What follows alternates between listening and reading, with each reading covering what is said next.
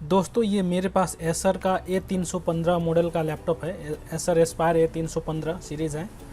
इस लैपटॉप में दोस्तों इसका जो कीबोर्ड है वो ख़राब हो गया है। मतलब कभी कभार अपने आप चल देता है, कभी चलता ही नहीं है, या फिर ऐसे जो भी है कीबोर्ड रिलेटेड प्रॉब्लम है। तो दोस्तों आज मैं इसका कीबोर्ड जो है रिप्लेस करके दिखाऊंगा कि कैसे करते हैं। दोस्तों इसका कीबोर्ड है इंटरनल है, तो आज मैं इसको चेंज करके दिखाऊंगा आप सभी को।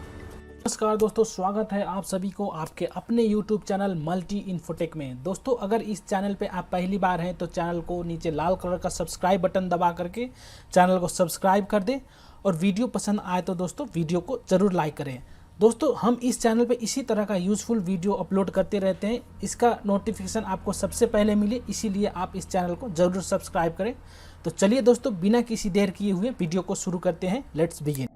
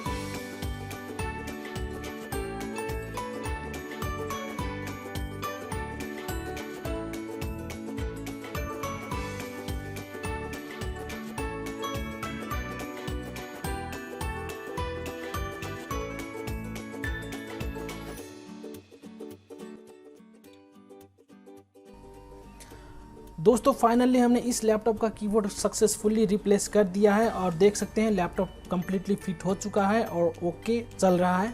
तो दोस्तों फ़िलहाल मेरे पास इस लैपटॉप का पासवर्ड नहीं है, तो मैं इस वाईफाई का पासवर्ड रखने की जगह पे कुछ लेटर टाइप करके देखता हूँ। जी हाँ दोस्तों, यहाँ पे ये कीबोर्ड परफेक्टली काम कर रहा है। तो दोस्तों आई होप ये वीडियो आपको पसंद आया होगा, तो कृपया वीडियो को लाइक करें और प्लीज़ चैनल को सब्सक्राइब करें। और आपका कोई सवाल जवाब या कोई सुझाव है तो नीचे कमेंट में मेंशन करें, मैं उसका रिप्लाई देने का कोशिश करूँगा। तो दोस्तों वीडियो देखने के लिए आपका बहुत बहुत धन्यवाद। इस वीडियो में इतना ही, मिलते हैं फिर किसी अगले वीडियो में, तब तक के लिए गुड बाय।